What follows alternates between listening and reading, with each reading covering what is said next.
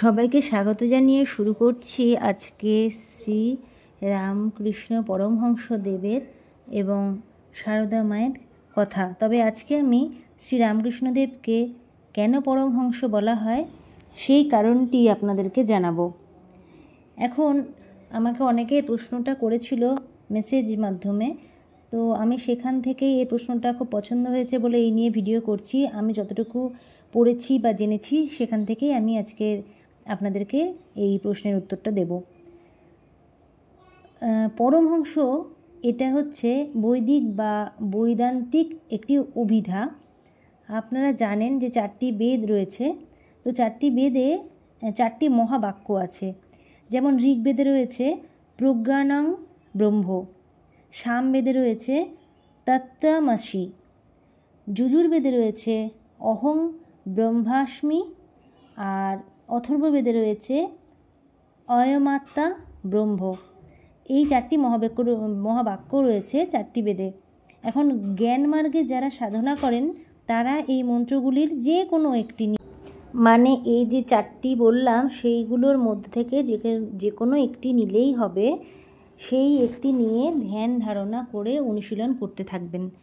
এরপরে যেমন সাধনার যে স্তরে তারা উন্নীত হবেন সেই স্তর অনুযায়ী সাধকদের 4টি আবার ভাগে ভাগ করা হবে। প্রথম যে ভাগে যারা থাকবেন তাদেরকে বলা হবে বহুদক, দ্বিতীয় ভাগে যারা থাকবেন তাদের বলা হয় সেই ভাগকে কুটিচক, তৃতীয়টি হলো হংস, আর চতুর্থটি হলো পরমহংস। বহুদক কাদেরকে বলবো? যারা বিভিন্ন তীর্থে ঘুরে বেরিয়েছেন, অথবা অনেক জায়গার, আমরা বলি না অনেক ঘাটের জল খাওয়া, ওটা হয়তো অনেকে খারাপভাবে হয়তো নিন্দে করার জন্য ব্যবহার করে থাকেন, কিন্তু আসলে ওই জিনিসটা হচ্ছে কিন্তু এক্ষেত্রে খুব ভালো একটা সম্মান যে উনি বহু জায়গায়, ওই যে বহুদক ওটা হচ্ছে বহুযোগ উদক, সন্ধি করলে তাই দাঁড়াবে, বহু জায়গার উদক খেয়েছেন বা জল পান করেছেন, জলের আরেক নাম উদক, সেই ক্ষেত্রে বহুদক। আর দ্বিতীয় যেটি বললাম কুটিচক, সেটা হচ্ছে যিনি সাধন কুটিরে একা একা সাধনা করেছেন, ঠিক আছে। তৃতীয়টি বললাম যে হংস, তো যিনি অং মানে এই মন্ত্রের অর্থ যেটা অবিকল্প সমাধিতে, সেটা উনি নিজে উপলব্ধি করেছেন, সেটা তিনি বোধ করেছেন, তাহলে তাদেরকে বলা হবে যে হংস। আর চতুর্থটি অর্থাৎ একদম শেষে পরমহংস, মানে যিনি নির্বিকল্প সমাধিতে একদম সাক্ষাৎ ব্রহ্ম দর্শন করেছেন। তো ব্রহ্ম যার সাক্ষাৎ হবে তিনি কিন্তু হবেন পরমহংস, এবং সেখান থেকে ফিরে এসে লোকশিক্ষার জন্য তিনি গুরুর ভূমিকা নেবেন, গুরুর ভূমিকা পালন করবেন। আগেকার দিনে গুরু বা আচার্য বলা হতো, সেই ভূমিকা তিনি পালন করবেন এবং পালন করেই চলবেন।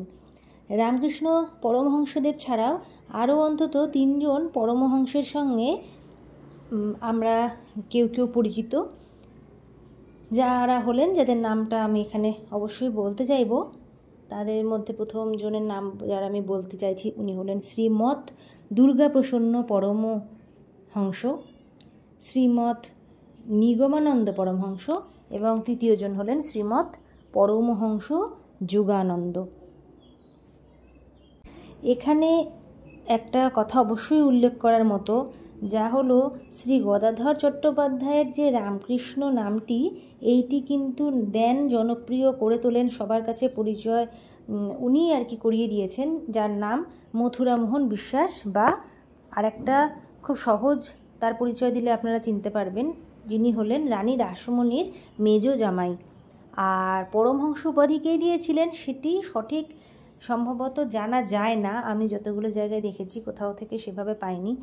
তো তবে খুব সম্ভবত শ্রীমৎ তোতাপুরীর কাছে বৈদান্তিক মতে সাধনা করেই তিনি এই উপাধি লাভ করেন বলে বহুবিদিত।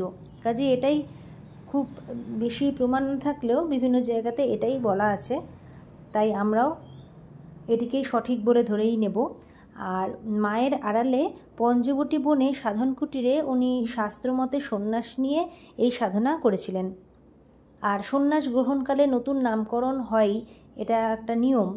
সেই জন্য যেমন আপনারা শুনে থাকবেন হয়তো শ্রীমৎ কেশব ভারতী সন্ন্যাস দেওয়ার সময় শ্রী বিশ্বম্ভর মিশ্র ওরফে নিমাই তার নামকরণ করেছিলেন শ্রীকৃষ্ণ চৈতন্য। সুতরাং তোতাপুরীরই এই নাম দেওয়ার সম্ভাবনা বেশি, কারণ ওনার কথার বা ওনার যেরকম ভাবধারা ছিল তার সাথে এটা বেশি মিল আমরা পাচ্ছি। তো সেই জন্যই এটা আমরা ধরেই নেব, এবং বিভিন্ন বইয়ে এই সম্পর্কে বর্ণনা আপনারা দেখতে পাবেন।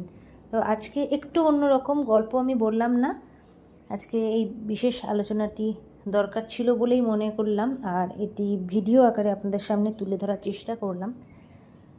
তো সবাইকে অনেক ধন্যবাদ জানিয়ে আবার পরের দিন সকাল 6টায় শ্রীমা ও শ্রী ঠাকুরের কথা নিয়ে আবার আপনাদের সামনে হাজির হব। সবাই বলুন জয় শ্রী মায়ের জয়, জয় শ্রী ঠাকুরের জয়।